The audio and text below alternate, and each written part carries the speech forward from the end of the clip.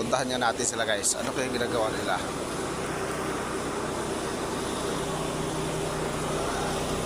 Magalaw to, naglakad tayo.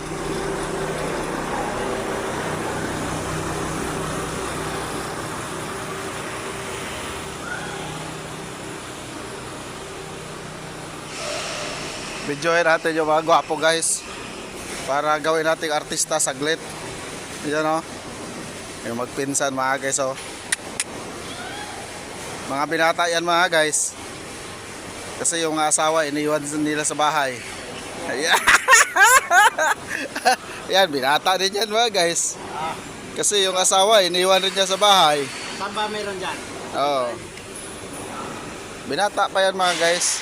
Oh, bilang na. No, pero may anak na yan, isa pinanakan kasi yan eh. Ngayon ka lang nakarinig mga guys, lalaki pinaanakan.